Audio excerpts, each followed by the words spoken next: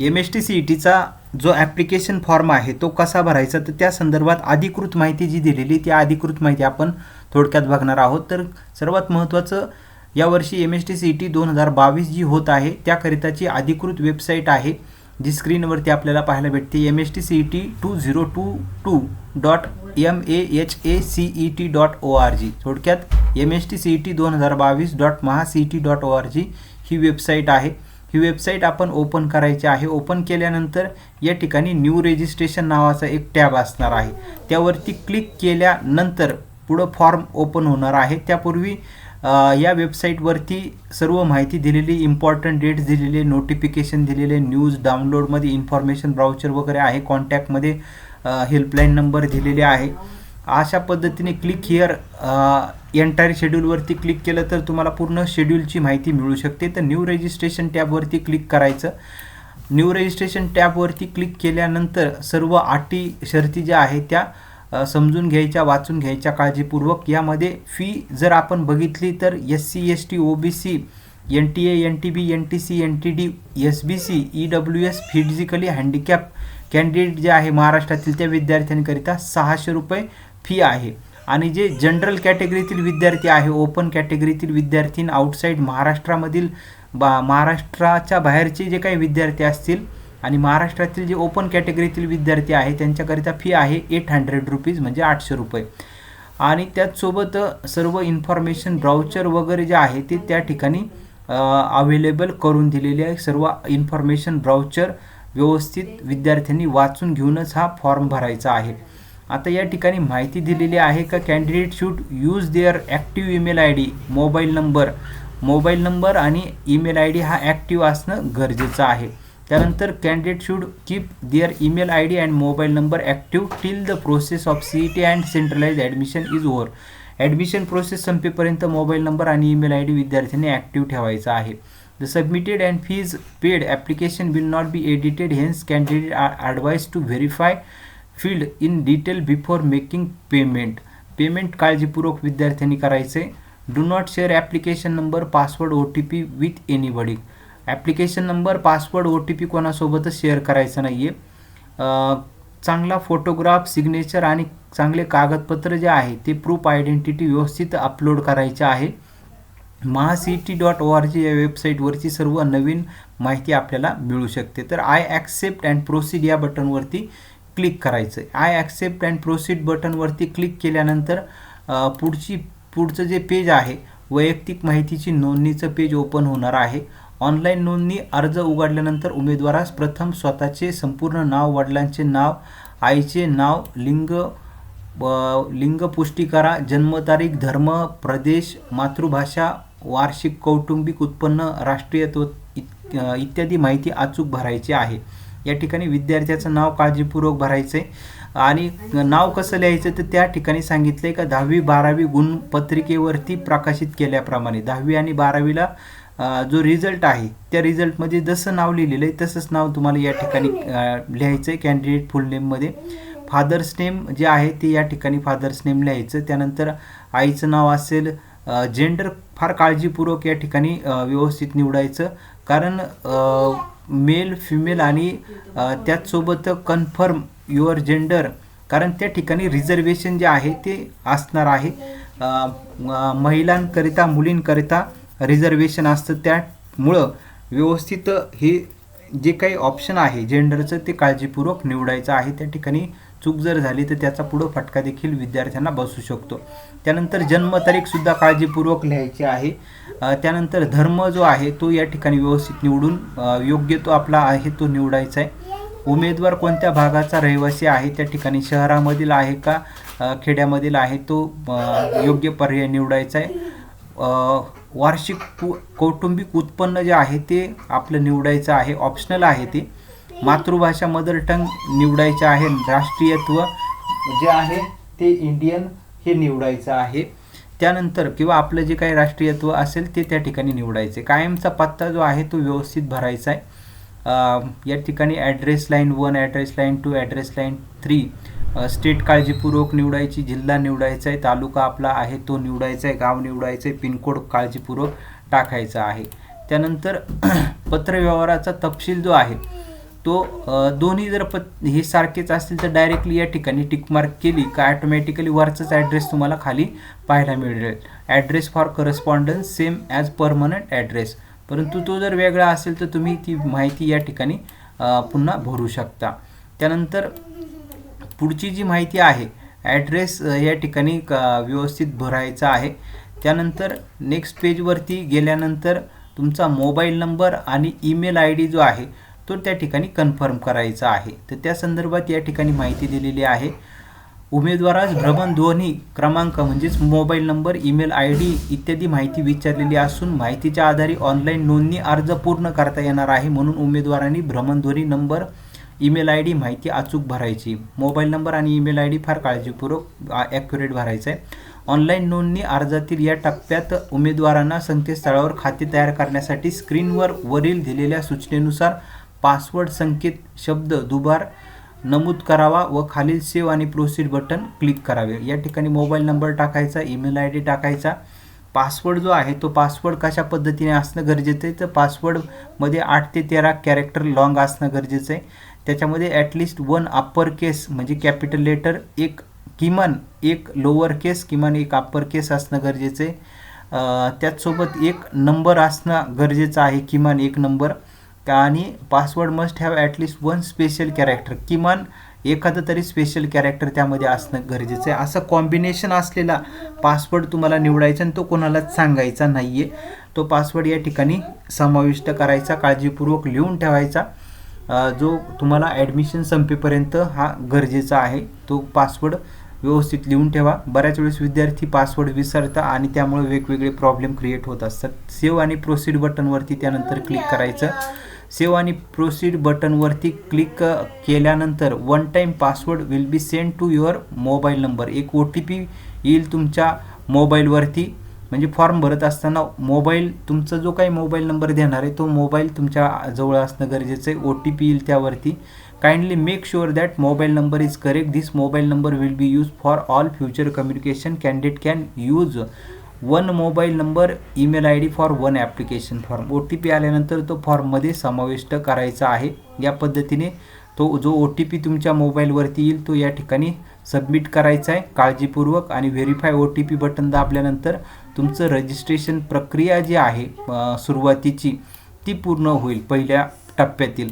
आणि त्यानंतर तुम्हाला असा ॲप्लिकेशन नंबर जो आहे तो वेगळा काहीतरी, इथे आता हा डेमो फॉर्म आहे तर या पद्धतीने तुम्हाला एक ॲप्लिकेशन नंबर भेटेल. त्यानंतर खालचं बटन पुन्हा इम्पॉर्टंट इन्स्ट्रक्शन काळजीपूर्वक वाचून घ्यायच्या. Proceed to complete application form या बटनवरती क्लिक करायचं.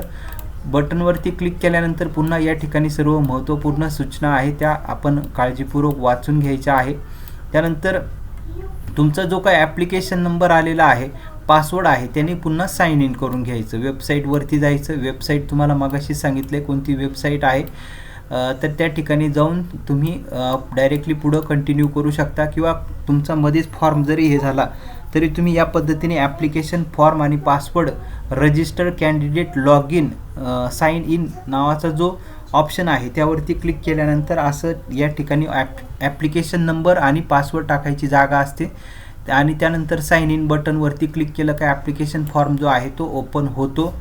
त्यानंतर तुम्हाला प्रश्न विचारला जाईल, तुमचा जर पासवर्ड तुम्ही जर विसरला असेल तर आय कॅन्ट ॲक्सेस माय अकाउंटवरती क्लिक करून तुम्ही पासवर्ड जो आहे तो पुन्हा रिकवर करू शकता.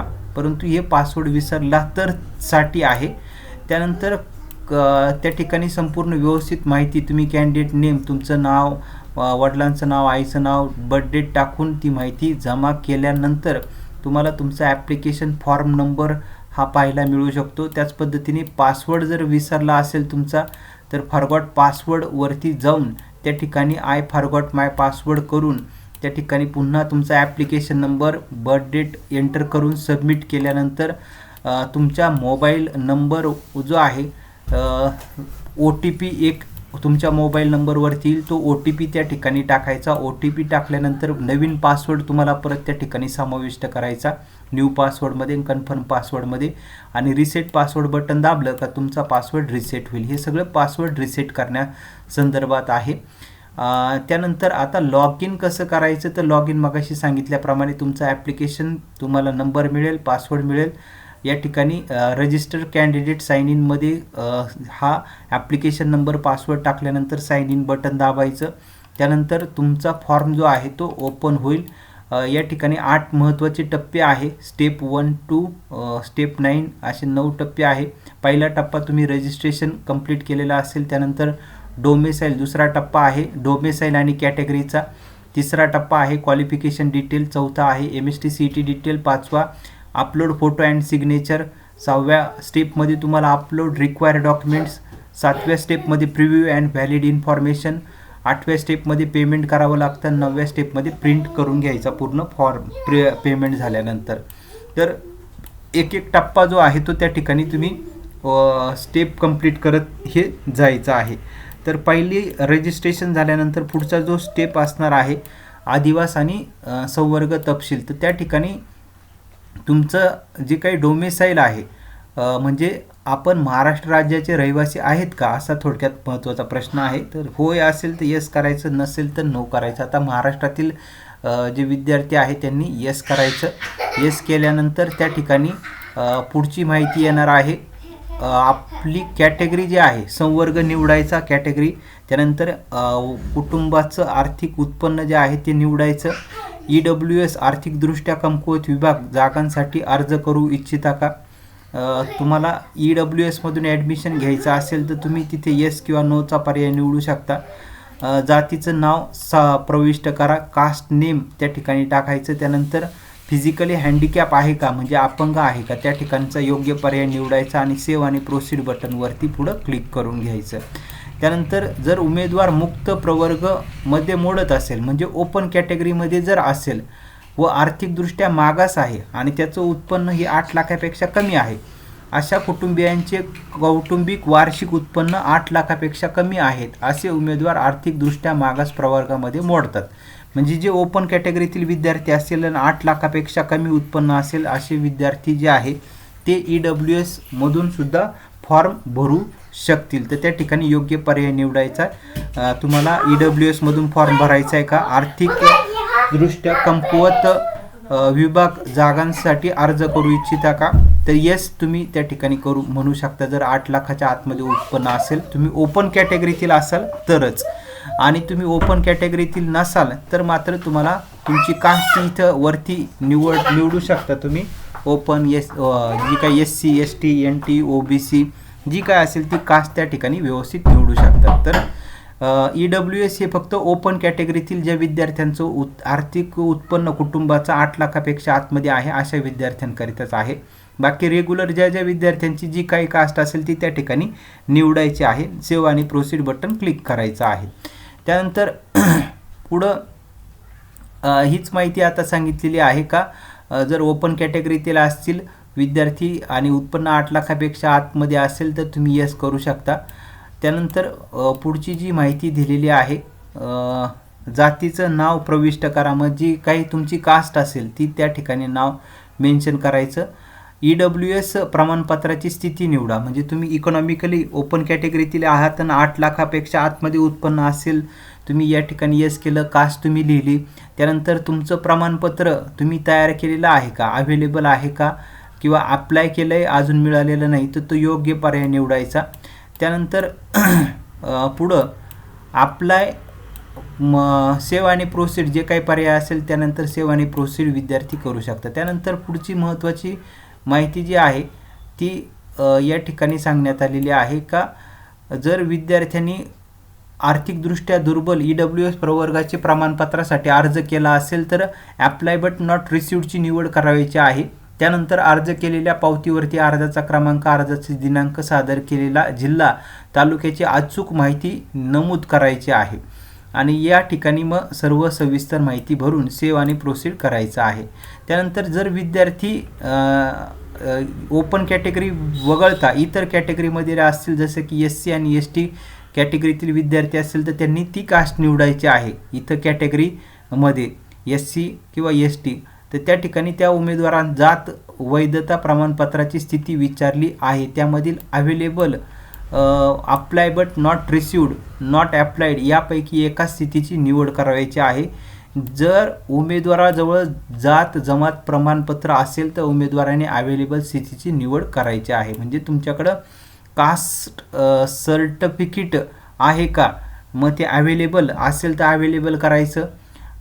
तुम्ही तयार करायला जर टाकलेला असेल तर अवेलेबल बट नॉट रिसिव्ड असं तुम्ही पर्याय निवडू शकता. आणि तुमच्याकडं नाहीच आहे तर नॉट अप्लाइड किंवा तुम्ही तयार करायला सुद्धा टाकलं नाही तर मग तुम्हाला नॉट अप्लाइड असा पर्याय निवडावा लागू शकतो. त्यानंतर या ठिकाणी हेच माहिती दिलेली आहे की अप्लाइड केव्हा म्हणायचं, नॉट अप्लाइड केव्हा म्हणायचं, त्याची त्या ठिकाणी माहिती दिलेली आहे. त्यानंतर फिजिकली हँडिकॅपचा जो प्रकार आहे तो त्या ठिकाणी विद्यार्थी निवडू शकता. विमुक्त जाती म्हणजेच भटक्या जमाती DT VJ, भटक्या जमाती ब NTB, NTC, NTD, OBC, SBC अशा देखील कास्ट विद्यार्थी जे आहे ती त्यांची जी काही कास्ट असेल ती ते विद्यार्थी त्या ठिकाणी निवडू शकता. आणि कास्ट सर्टिफिकेट आणि validity, do you have possess caste validity आहे का, तर व्हॅलिडिटी असेल तर अवेलेबल म्हणायचं. तयार करण्यासाठी टाकले असेल तर अवेलेबल अप्लाइड म्हणायचं. आणि नसेलच तर नॉट अप्लाइड असं म्हणायचं. अप्लाइड बट रिसिव्ड कोण म्हणणार आहे, तर तयार करायला ज्या विद्यार्थ्यांनी आपलं कास्ट व्हॅलिडिटी टाकलेली आहे त्या विद्यार्थी तो पर्याय निवडू शकता. त्यानंतर पुढची जी माहिती या ठिकाणी दिलेली आहे तेच पर्याय त्या ठिकाणी सांगितलेला आहे, तो विद्यार्थ्यांनी आपला पर्याय व्यवस्थित निवडायचा आहे. त्यानंतर कास्ट व्हॅलिडिटी संदर्भातच सर्व माहिती आहे ही. सेव्ह आणि प्रोसीड बटन क्लिक केल्यानंतर त्यानंतर विद्यार्थ्यांनी have you passed SSC or equivalent exam from India, तुम्ही 10वी इंडियामधून पास झालेला आहात का, भारतातून 10वीची परीक्षा पास झाला आहे का, ते त्या ठिकाणी पर्याय निवडायचा. 10वी परीक्षा मंडळ निवडायचं. आणि त्यानंतर SSC कोणत्या वर्षी 10वीचं उत्तीर्ण वर्ष त्या ठिकाणी निवडायचे. 10वीची टक्केवारी त्या ठिकाणी विद्यार्थ्यांना टाकायची आहे. या पद्धतीने बोर्ड वगैरे सर्व वर्ष निवडायचे, टक्केवारी टाकायची. ज्या राज्यातून 10वी परीक्षा उत्तीर्ण झाली ते राज्य निवडायचं आहे. तुमची 10वीची शाळा ज्या जिल्ह्यात आहे तो जिल्हा निवडायचा आहे.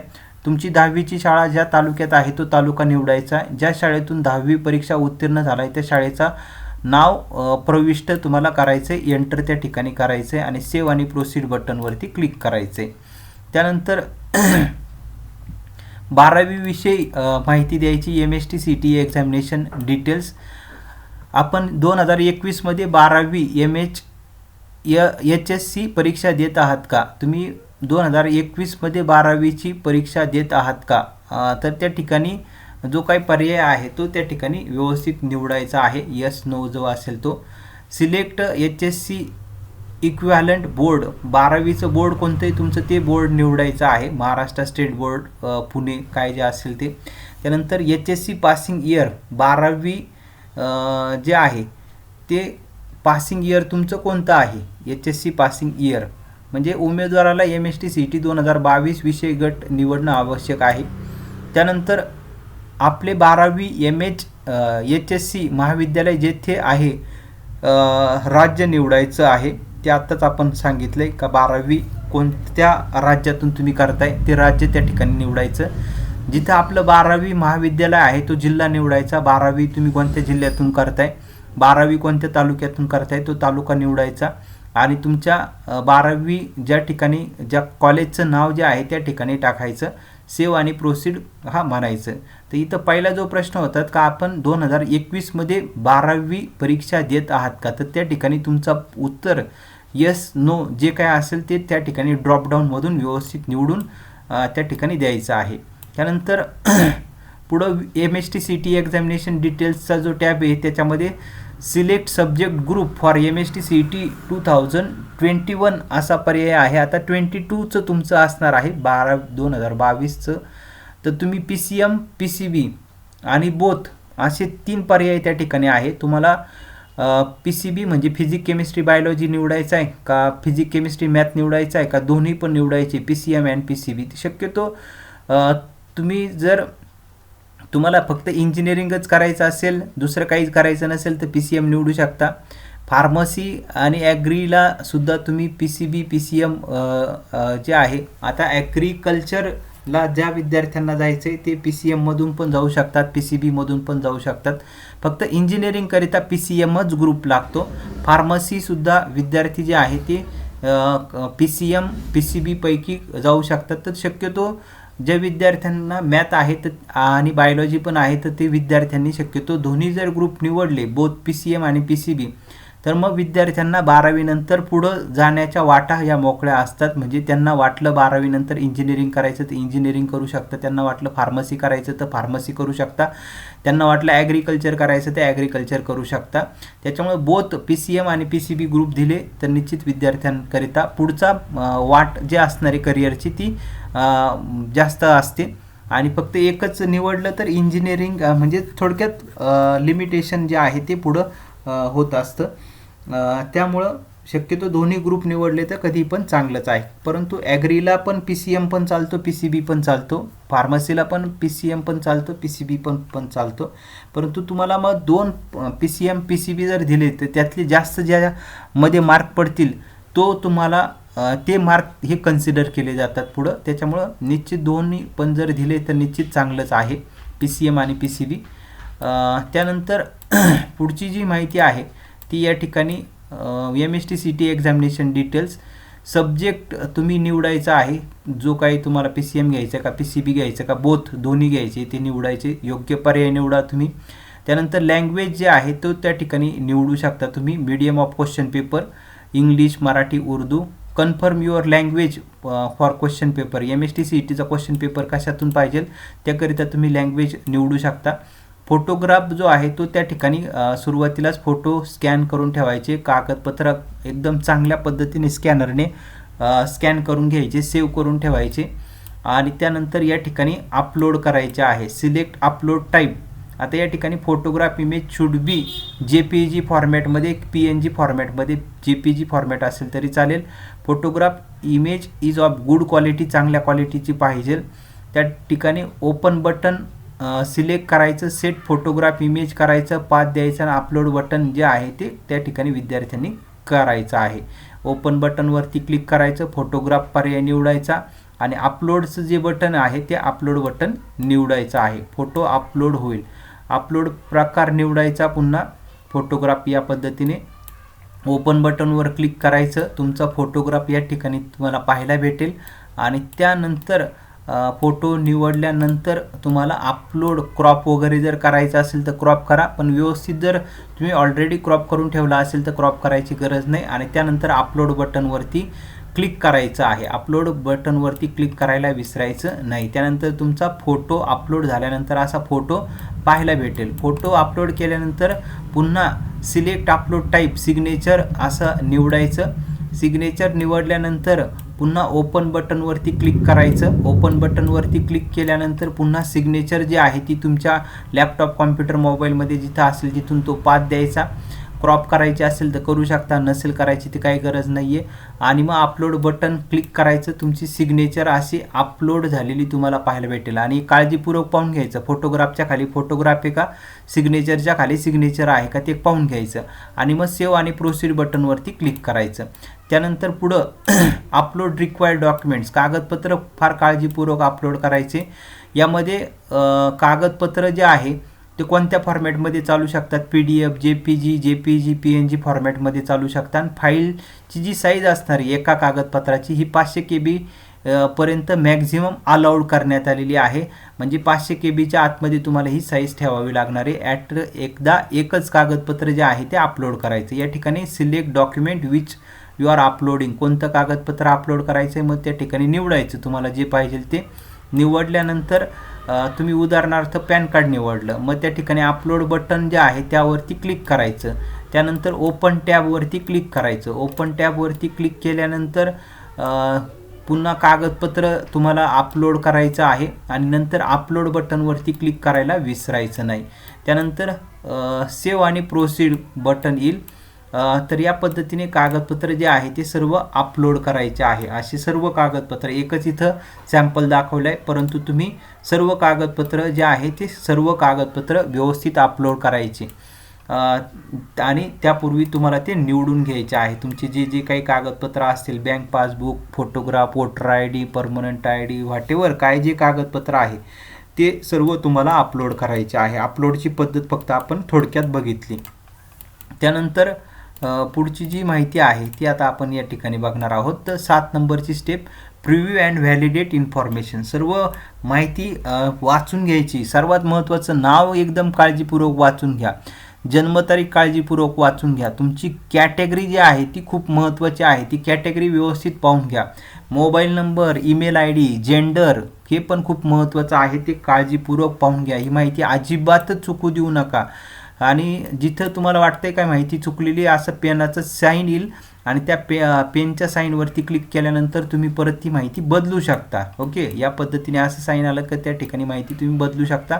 कॅटेगरी खूप महत्त्वपूर्ण आहे, कॅटेगरी काळजीपूर्वक पाहून घ्या. नाव काळजीपूर्वक पाहून घ्या तुमचं.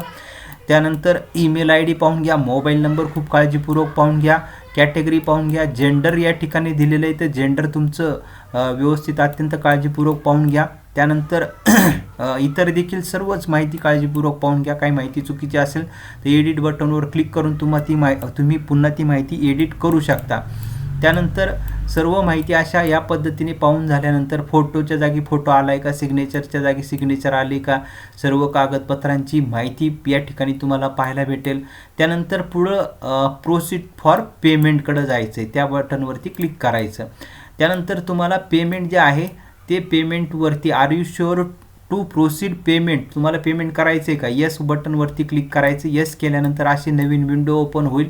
त्या ठिकाणी तुमची फी तुम्हाला पाहायला मिळेल. ओपन कॅटेगरीचे विद्यार्थ्यांना 800 रुपये फी आहे आणि बाकी रिझर्व्ह कॅटेगरीचे जे विद्यार्थी SC ST NT OBC इतर जे काही विद्यार्थी आहे त्या सर्व रिझर्व्ह कॅटेगरीतील विद्यार्थ्यांना 600 रुपये फी आहे. तुम्हाला तुमची फी दिसेल या ठिकाणी आणि मग प्रोसीड टू पेमेंट म्हणायचं.